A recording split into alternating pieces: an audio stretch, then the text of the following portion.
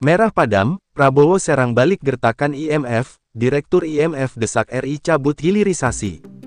Pemirsa, sejak menjadi capres Prabowo sudah berkomitmen untuk melanjutkan hilirisasi, namun hal itu dapat jegalan dari IMF dan Uni Eropa. Kali ini IMF minta kebijakan tersebut dikaji ulang. Dana Moneter Internasional, IMF, menghimbau Indonesia untuk mempertimbangkan kebijakan penghapusan bertahap atas pembatasan ekspor nikel. Hal itu disebutkan dalam dokumen IMF Executive Board Concludes, artikel 4 Consultation with Indonesia. Merespon hal ini, ekonom sekaligus Direktur Eksekutif Segara Institute Peter Abdullah menilai, himbauan IMF ini tidak akan mengganggu terhambatnya investasi asing yang akan masuk ke Indonesia. Justru menurutnya, niat pemerintah menghapus kebijakan ekspor nikel ini akan menghidupkan industri hilirisasi dalam negeri. Dengan adanya hilirisasi akan menghadirkan investor baru, karena sumber daya alam, SDA, di Indonesia, termasuk nikel menjadi komoditas yang banyak dibutuhkan di banyak negara. Jadi jangan khawatir, pemerintah tidak perlu takut, investor itu yang dipedulikan soal untung. Ketika Indonesia berhasil melakukan hilirisasi mereka pasti akan datang. Peter menegaskan melalui hilirisasi akan memberikan efek ganda. Di Indonesia, selain akan memberikan nilai tambah pada ekspor komoditas nikel, lapangan kerja juga akan terbuka jika ada industri baru terkait pengolahan nikel. Dengan begitu, menurutnya target pertumbuhan ekonomi di Indonesia dapat dikejar, pun pemerintah bisa menekan angka pengangguran. Jadi pemerintah harus fokus menyiapkan hilirisasi. Sudah berapa lama kita ekspor dalam bentuk mentah? Ini gak boleh lagi, kita harus proses dalam negeri agar punya nilai tambah, papar Peter. Sebelumnya, dalam dokumen IMF Executive Board Concludes artikel 4 Consultation with Indonesia memberikan catatan akan beberapa hal terkait rencana hilirisasi nikel di Indonesia. Menurutnya kebijakan harus berlandaskan analisis terkait biaya dan manfaat lebih lanjut. Kemudian, kebijakan juga harus dibentuk dengan tetap meminimalisir dampak efek rembetan ke wilayah lain. Terkait dengan hal tersebut, IMF mengimbau untuk mempertimbangkan penghapusan bertahap, pembatasan ekspor dan tidak memperluas pembatasan tersebut ke komoditas lain, tulis dokumen IMF. Sebagai informasi, pemerintah telah menerapkan kebijakan larangan ekspor biji nikel sejak tanggal 1 Januari tahun 2020. Langkah tersebut diambil dengan tujuan utama meningkatkan nilai tambah komoditas nikel.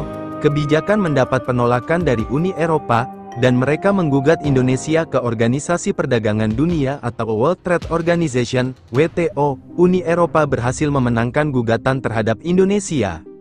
Namun, Presiden Joko Widodo, Jokowi, menegaskan, pemerintah tidak akan kalah melawan Uni Eropa terkait larangan ekspor biji nikel. Pada akhir tahun 2022 lalu, pemerintah pun memutuskan untuk mengajukan banding. Tahun kemarin kita kalah digugat oleh Uni Eropa, tapi saya sampaikan pada menteri jangan juga berhenti lawan, sehingga kita banding, gak tahu kalau nanti banding kalah lagi. Tapi kalau kita belok jangan berharap negara ini menjadi negara maju. Di akhir masa jabatan Jokowi, prospek hilirisasi semakin mentereng dengan terpilihnya Prabowo sebagai suksesor Jokowi. Prabowo menegaskan akan melanjutkan program unggulan bangsa tersebut. Memasuki masa jabatan Prabowo, tak ada tanda-tanda larangan ekspor tersebut dicabut, bahkan pemerintah Indonesia semakin membuat jengkel Eropa, dengan mengajukan banding gugatan. Bahkan kali ini, Uni Eropa, UE, meluncurkan siasat baru, untuk melawan aksi pemerintahan Indonesia yang mengajukan banding, atas kekalahan gugatan di Organisasi Perdagangan Dunia, World Trade Organization, WTO, perihal larangan ekspor biji nikel ke luar negeri. Siasat baru Uni Eropa adalah tentang konsultasi penggunaan, peraturan penegakan atau enforcement regulation. Dalam situs resmi Uni Eropa atau European Union, Eropa, dikatakan bahwa, langkah pembentukan enforcement regulation itu setelah Indonesia, mengajukan banding laporan ke WTO atas kekalahan gugatan beberapa waktu yang lalu, atas aksi anyar Uni Eropa itu, pemerintah melalui staf khusus Menteri Perdagangan Bara Krishna Hasibuan buka suara. Ia menjelaskan bahwa enforcement regulation adalah suatu mekanisme internal Uni Eropa, untuk berkonsultasi kepada seluruh stakeholder baik pemerintah negara-negara di Uni Eropa, artinya seluruh negara Eropa, akan berunding soal ini, maupun industri pengguna bahan baku biji nikel dari Indonesia, khususnya industri baja di Eropa. Konsultasi itu untuk melihat kerugian dari satu kebijakan yang diambil oleh negara lain, yang berdampak kepada Uni Eropa. Jadi mereka mengambil ini, konsultasi Enforcement Regulation, sebagai suatu upaya untuk apakah mereka bisa melakukan suatu tindakan membalas, dari kebijakan larangan ekspor kita, terang bara kepada CNBC Indonesia. Sebagaimana diketahui, pada tahap pertama gugatan Uni Eropa di WTO, Indonesia dinyatakan kalah.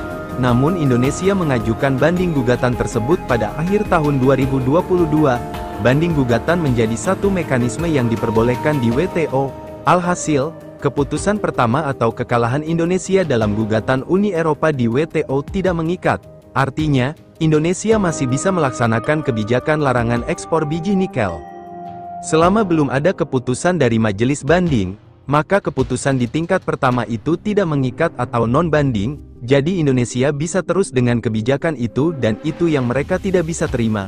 Mereka maunya itu setelah ada keputusan tingkat pertama, Indonesia menyerah dan merubah kebijakan dalam arti kita mencabut larangan ekspor, ban untuk komoditi nikel itu, ungkap Bara. Pemerintah RI berharap Uni Eropa menghormati mekanisme yang dijamin oleh WTO perihal banding gugatan tersebut. Alhasil, keputusan pertama atau kekalahan Indonesia dalam gugatan Uni Eropa di WTO tidak mengikat.